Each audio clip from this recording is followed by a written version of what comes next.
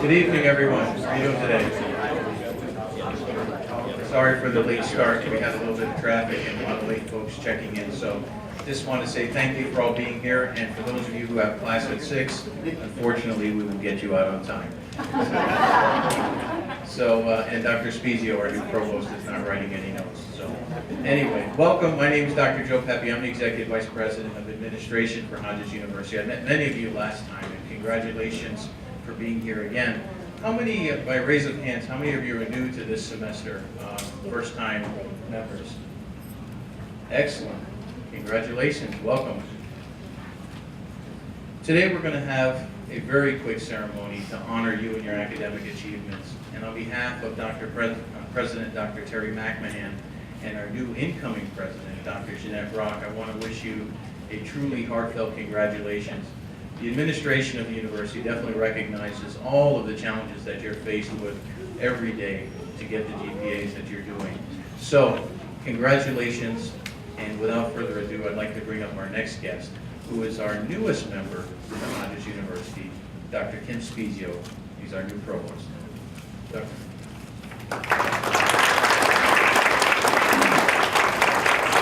Good afternoon, everyone.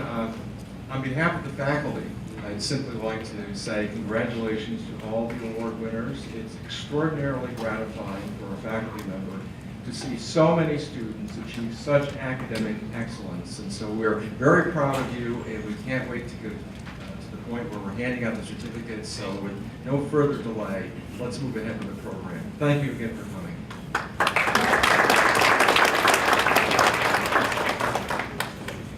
Thank you, Doctor. Our next guest is a special person at Hodges. She has multiple roles. She's assistant professor, as well as she is our director for our quality enhancement plan, which you're going to learn a whole lot about coming up.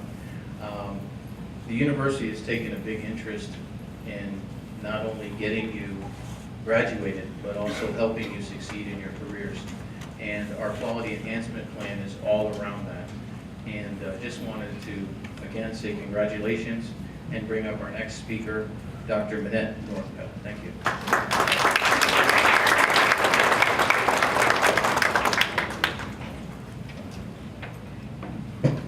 Thank you for that introduction, Dr. Pepe. Well, first, again, my name is Minnette Northcutt, and I'm the director for the Quality Enhancement Plan, which is something new for Hodges University. It's part of our reaffirmation process, and it's a 5-year plan that's really put out by the students and by the faculty to improve writing across the curriculum in our university. So you'll see more about that if you check out our portal. When you go in to check your email, there's a little blurb there with some videos. Our star of the video is here. You have to check her out, the writing wizard. And answer a couple of questions. You have the opportunity to win a laptop through student development. When Dr. Turner asked me to come and speak to you all this evening, I thought, what do I say to a group of students who have been so inspiring to me over the years? I've learned so many lessons from each and every one of you. And I sat down and thought, okay, here's my chance. I am going to be scholarly. I'm going to look up a really good quote, and I'm going to impress everybody. Every time I sat down to do that, though, I kept getting this picture in my head of a young lady named Jaden. So I decided that there must be some reason that I am supposed to share Jaden's story with you tonight. Back in the summer of 1987, I'll let some of you probably weren't even around, but I'll let you kind of get your minds there. In the summer of 1987, I was a camp counselor at Camp Keystone in Keystone Heights, Florida. It was a Salvation Army camp for underprivileged children. And at the time, I was an assistant counselor, so most of the time I helped other counselors keep watch over their campers. However, once in a while, we had an all-girls camp, which means all of the female counselors had to break up amongst the different cabins. So on this particular week, I had my very own cabin, 15 girls between the ages of 8 and 12. Try to put your head around that for a second. I was only 16. Please don't do the math about how old I am. Anyway, but 15 young girls to keep track of. And every night, one of the things I needed to do was a bunk check to make sure the children were in their beds. So I went around the cabin, checking off my list, learning names, making sure I knew where everyone was. And Jaden was missing. And I walked around, I mean, it's a rectangular cabin with some bunk beds and a bunch of suitcases and noisy little girls. I couldn't find Jaden anywhere. The rest of the cabin mates were giggling and snickering in their beds because everybody had to be in the bed. And they're waiting for me to find Jaden. Finally, her bunkmate says, "Miss Minnette, Jaden's under her bed." I'm like, okay. I looked under the bed. So I went back to the bed, and sure enough, behind this big raggedy suitcase, all the way back in the corner, was little Jaden curled up in a little ball behind her suitcase. And I'm like, okay, very funny. Jaden, it's time to come out. You need to get in bed. We all gotta get some sleep. And I pulled the suitcase away from her, and she gently pulled, she didn't say anything, but she gently pulled the suitcase back and said, "No, please." I went, okay, she's not gonna get my goat. If y'all don't know what that means, look it up on Google. But she's not gonna get my goat. I'm like, Jaden, you gotta come out from underneath the bed. You can't sleep on the floor. There are spiders and bugs, and I tried to make it really unpleasant to sleep on the floor. Plus it was a hard cement floor. And she just said, "No, please." So I tried for several minutes to get her out from underneath that bed. And I finally gave up. And I said, okay, stay under the bed. I'll check on you every once in a while through the night. So I did. I checked on her off and on, and she seemed perfectly content in the bed behind the suitcase. Well, over the course of the week, Jaden didn't speak very much, but she stayed really close to me. Everywhere we went, she practically was glued to my hip. One afternoon, it was raining, and I was stuck in a cabin with 15 little girls because you couldn't go outside because the Florida summer rains. And all the little girls were braiding each other's hair. But nobody had invited Jaden to play because she had been so quiet and really didn't hang around with the other kids very often. So she was sitting off to the side, and I said, Jaden, you want to braid my hair? And she said, yes. So we sat down, big mistake, but we sat down together, and she started braiding my hair. And she meticulously made the tightest, straightest, thinnest little braids in my hair. And every time I said ouch, she said, "Oh, it's okay, miss, you'll get used to it. You're gonna look beautiful." It wasn't such a great look for me, I'll admit it. I didn't look like Bo Derek for sure, for those of you who remember that scene. It didn't happen. But she was so proud of what she did, I thought, I can't take this out. I wasn't sure I could actually even get it out. I thought they were gonna have to shave my head. But I left it in for the week. And the next day, we went down to the pond to go swimming. Well, all the girls were excited about the pond until they stepped in. I don't know if you've ever been to, I guess it was a lake, not a pond, but if you've ever been to a Florida lake, the bottom it's nasty, and you can't see, and you feel that between your toes. So they were all excited till they stuck their foot in the lake for the first time. And Jaden, once again, was very frightened to go in, but she grabbed my arm really tightly, and we went in together.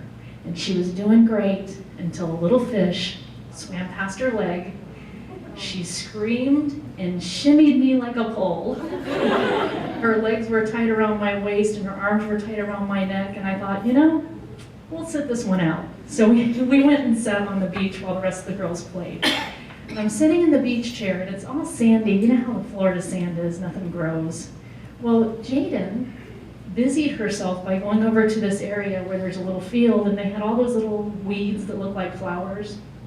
And she would meticulously pick a weed, bring it back, dig a little hole, plant it gently in the sand. And she kept doing this for several minutes. And finally I said, Jaden, what are you doing? And she said, I'm planting flowers. I said, well, I can see that, but you're planting these flowers in the sand, and they don't have any roots, and they're not gonna grow. They'll probably all die. And she said, I know. I'm like, okay. So I kept looking at the other girls playing, and finally she looked up at me after several minutes of silence, and she said, Miss, I think the world would be a much better place if more people would plant flowers in the sand. my 16-year-old mind knew that I had just heard something profound, which is a miracle in itself. And we were just quiet for a very long time after that. She got up and went and ran and continued to do her gardening, and I just sort of sat there trying to wrap my head around what this little girl, little 10-year-old girl had said. Well, things moved on through the week, and suddenly it was time for the kids to go home. And everybody was loading up on the bus, and Jaden came running off of the bus, and she just hugged me tighter than anybody's ever hugged me before, and planted her little face right in my stomach, and she cried. And she said, "Miss, I don't want to leave." And I stroked her head, and I kissed her on the head, and I said, "Well, I love you, and I'll miss you." And she hugged me one more time, and she got up on the bus. I kind of stood there for a while because, I mean, I was just a kid myself, and I couldn't quite wrap my head around everything that had happened that week, but I knew something really special had happened for Jaden and for me. And I found out later that Jaden came from an abused home, that she wasn't in that environment anymore, that she was with a really good family, but she still carried the emotional scars of having been in that home. And sleeping under her bed was the only way she could feel safe. And I thought, wow, somebody that beautiful, that small, who had been through so much, could see beauty in a bunch of weeds and some sand. And when I look out over this group, and I look out over my students that I teach and the people that I have the privilege of working with every day, what I see is flowers in the sand. Every night that you set up and make sacrifices to get your homework done, every time your family has to change plans to accommodate you pursuing your education, every struggle, every goal, every moment in your life is flowers in the sand. And I don't know if you all are Jadens, or if maybe like me you were inspired by a Jaden, but I can tell you that this here, right now, tonight, this moment, is an example of one of those flowers taking root. And you should be really proud of that. And your family should be really proud of that. Thank you. Yes, Professor Northcutt is exactly right. This room is filled with flowers in the sand, and inspiring all of us, and the best of the best from the fall of 2012. So I congratulate you all for your accomplishments and for earning Dean's List and part-time honor roll status.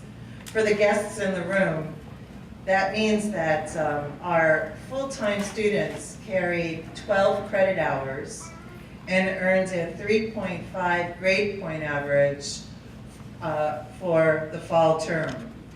And for the students that were part-time, because they had it a little easier, they earned 4.0 grade point averages to be able to receive the honors that they are receiving here today. Let the ceremony begin.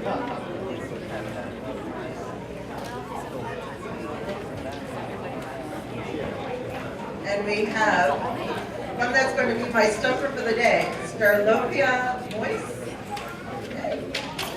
Congratulations. Jorge Torres.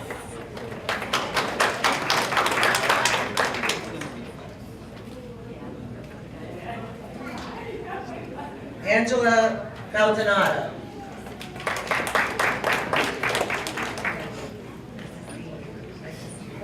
Donna Brock.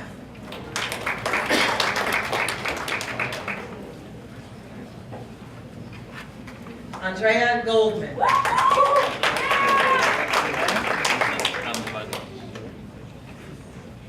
Nathan Pettit.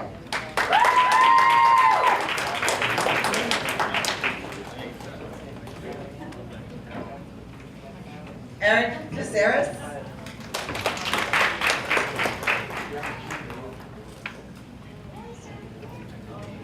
Michael Reyes.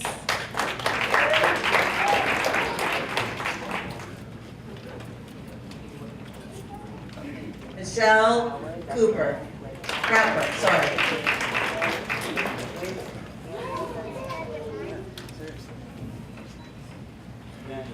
Lauren Brown.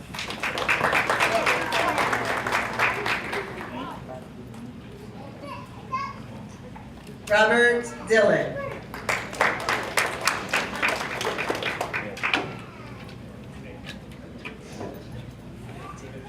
Tara Galliotti.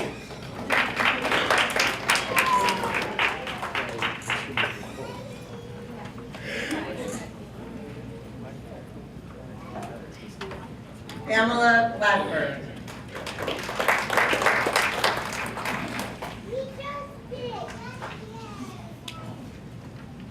Kiana Seymour.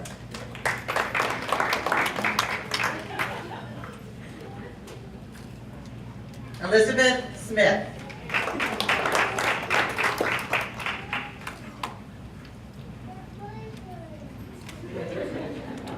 Marina Briscoe.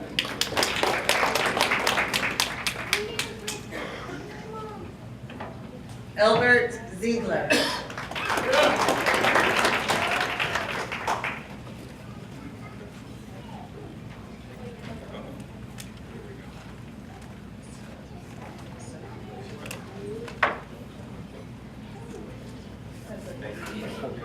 Max Gazzo.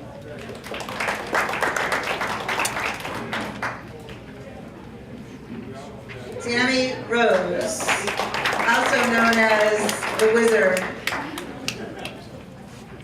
QEP Wizard. Belinda Zivich.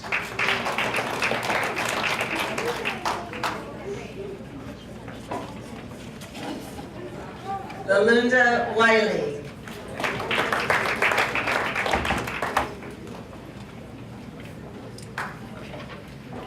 Ducienne Sienna.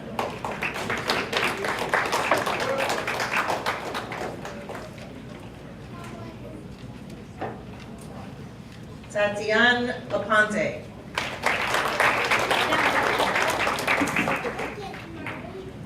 David Freeman, AKA Panther. Michael Bulo.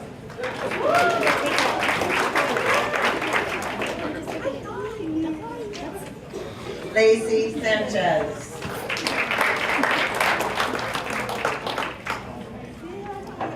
Luisara Fox.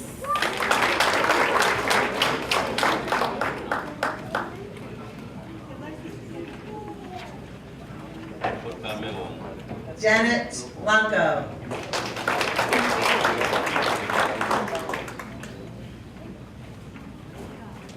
Pamela Einder.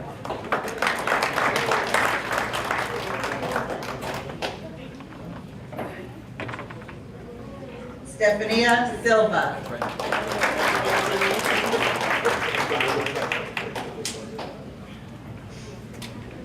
Tony Caro.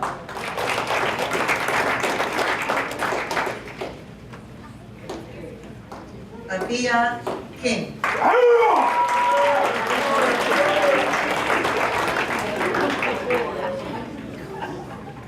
Alisa Martinez.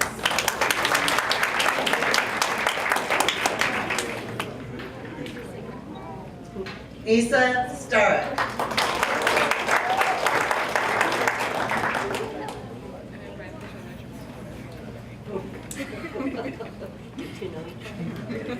Chantal Pepe.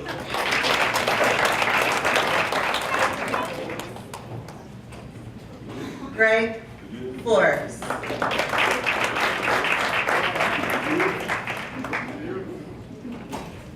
Philip Greaves.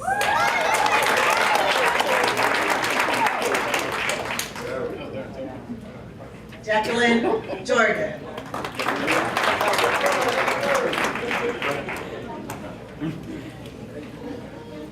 Raquel Daidi.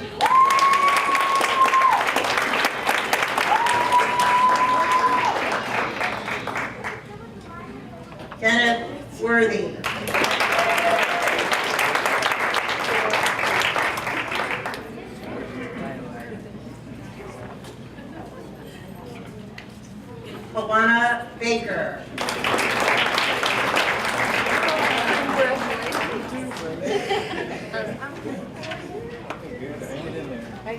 Maureen Vega.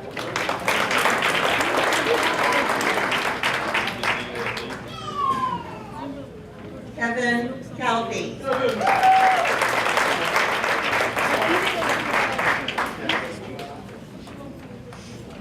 Jacqueline Joel.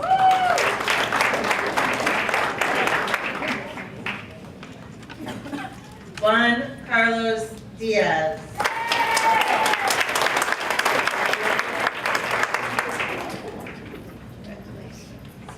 Rosalia Martinez.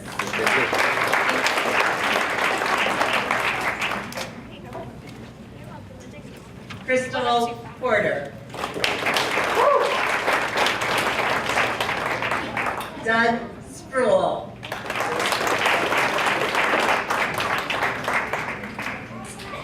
Chad Davis.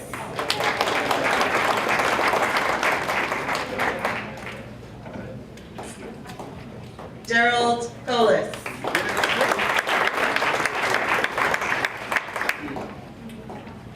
Jacqueline King.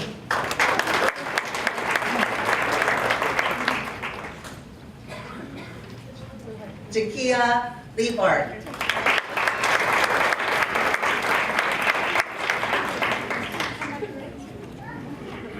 Deborah Picard.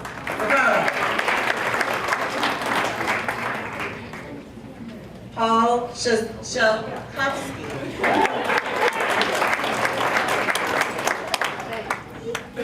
Ann Tiernan.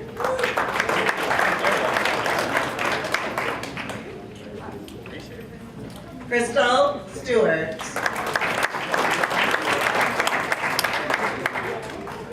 Sasha Singh.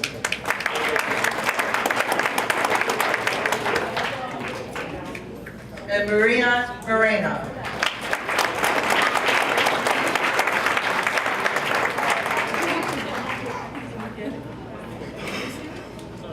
Did I get to introduce everyone?